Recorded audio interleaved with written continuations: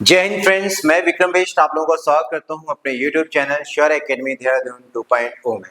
तो गाइज आशा करता हूं आप लोगों की तैयारी अच्छी चल रही होगी, आप लोग मेहनत कर रहे होंगे और फोकस भी होंगे गाइज। ठीक है, तो गाइज आप लोगों से रिक्वेस्ट है, अगर आप लीव लेके आए हो तो पक्का कहीं आप लोग तैयारी करने के लिए जाएं गाइज।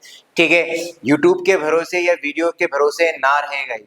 ठीक है, मौके कम मिलते हैं लाइफ में और उसको आप लोग सही ढंग से इस्तेमाल करें और ज़्यादा घूमने फिरने में भी अपना टाइम वेस्ट ना करें गाइज। ठीक है, तो गाइज जब भी आप किसी हायर चीज़ के लिए हायर एम करते हो तो उसमें सेक्रीफाइसेस बहुत होते हैं गाइज। ठीक है, स्पेशली आर्मी पर्सन्स के लिए थोड़ा सा टफ होता है कि छुट्टी में उन्हें तैयारी भी करनी है और आपको फैमिली से भी मिलना है, लेकिन गाइस आपको ये मैनेज करना पड़ेगा। और एक चीज मैं आपको बता दूं गाइस, अपनी इस जर्नी में गाइस, ये ऐसा जब आप किसी कंपटीशन के लिए जाते हो ना, तो ये ऐसा नहीं है कि बस ये थोड़ा सा एक दो महीने का ही है खेल या एक साल का है। ये आपकी एक जर्नी है और इस जर्नी में आप अपना एक मेंटर पक्का रखें।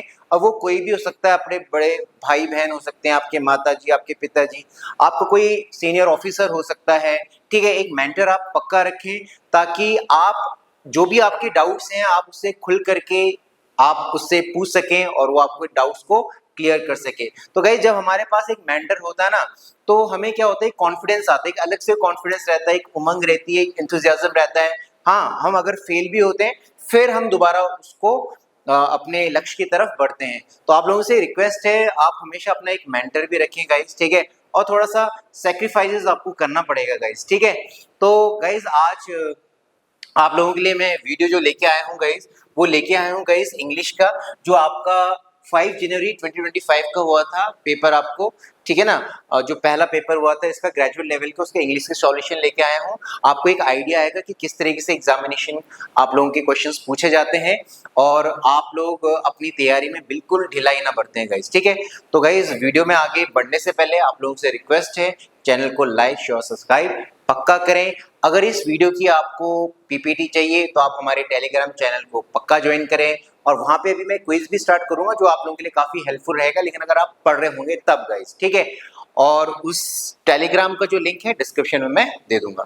तो गाइस तैयारी करें, खुश रहें, मेहनत करें और डेफिनेटली गाइस आप एग्जाम निकालेंगे और एसएसबी भी निकालेंगे। एग्जाम को भी, रिटन एग्जाम को भी गाइस हल्के में ना रहे। ठीक है ना, तुक्के में इसको ना निकालेंगे। ठीक है ना, मेहनत करें, पढ़ें, चीजों को जानने की जिज्ञासा रखें, जाने। ठीक है ना, आपका कॉन्फिडेंस अपने आप ही गाइस इंप्रूवमेंट होगा।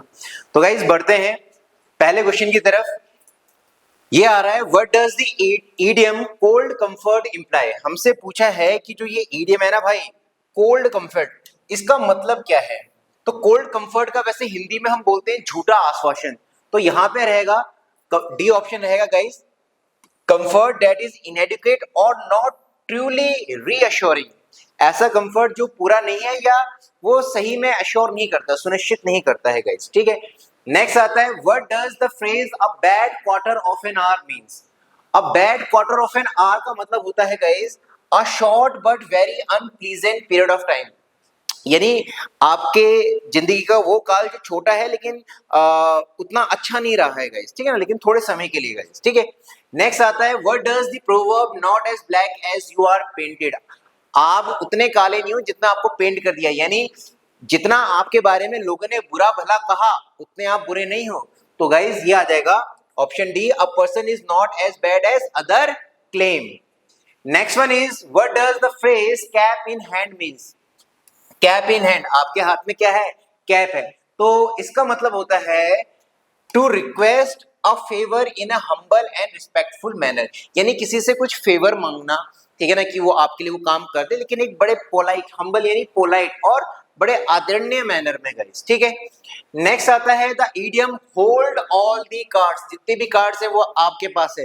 तो डेफिनेटली इसका मतलब होता है guys to be in the strongest और मोस्ट एडवांटेजियस पोजीशन, यानी जो आपकी पोजीशन है वो बहुत ज्यादा क्या है, स्ट्रांग होना और बहुत ही एडवांटेज पोजीशन में होना, यानी फायदे वाले पोजीशन में होना। जैसे आप कह सकते हैं ना, जो बीजेपी है, ठीक है ना, वो अभी पूरे देश में ये जो पॉलिटिकल पार्टी है बहुत ही ज्यादा स्ट्रॉन्ग पोजीशन में है गाइस। ठीक है, वेस्ट बंगाल का इलेक्शन भी जीत लिया।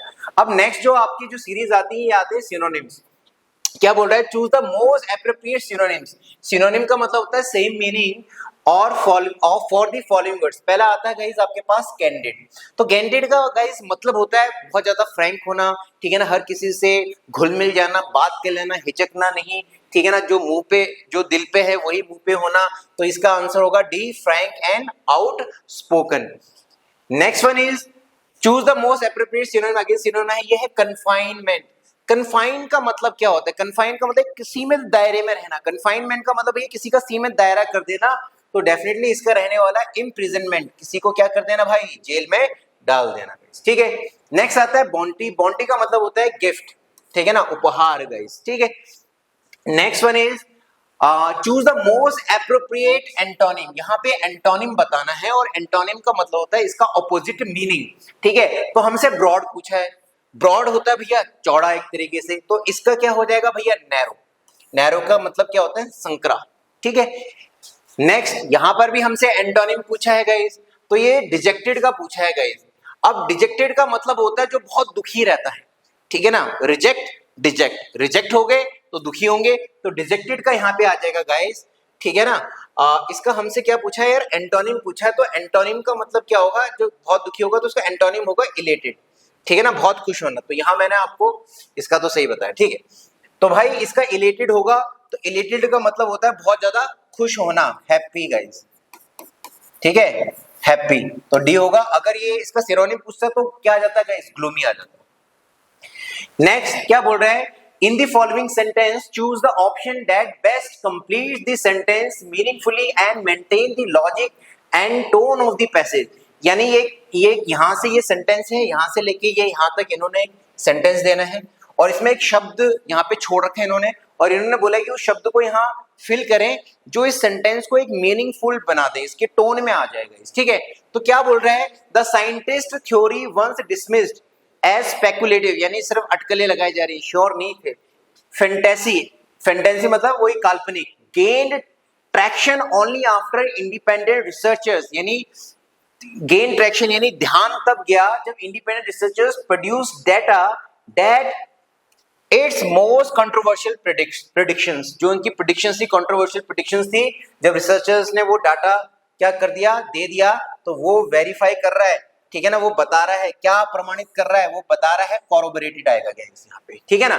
तो the scientist theory was dismissed as speculative fantasy gain traction only after independent researchers produce data that corroborate, confirm करती है इट्स मोस्ट कंट्रोवर्शियल प्रेडिक्शंस। जो हम प्रेडिक्शंस कर रहे थे ना, तो हमें लग रहा था यार काल्पनिक है, ऐसे कहां से हो जाएगा, लेकिन वो प्रमाणित है, ऐसा होके रहेगा, ठीक है। नेक्स्ट आता है guys, complete the sentence with the correct prepositions. Guys ध्यान रखना है, प्रीपोजिशंस और डिटरमाइनर्स आपके एग्जाम में आते हैं, ग्रामर का पार्ट होता है, ठीक है। तो पहला है my brother walks dash Kashmir, my brother walks in Kashmir, कहां काम करता भैया, कश्मीर में काम करता है गाइस, ठीक है। We are responsible dash training for interns, we are responsible for training the interns. Next आता है I am really satisfied with आएगा guys, I am really satisfied with how our house really turned out to be. Next one, complete the sentence with the correct again. The board members could not arrive dash a conclusion despite hours of discussion.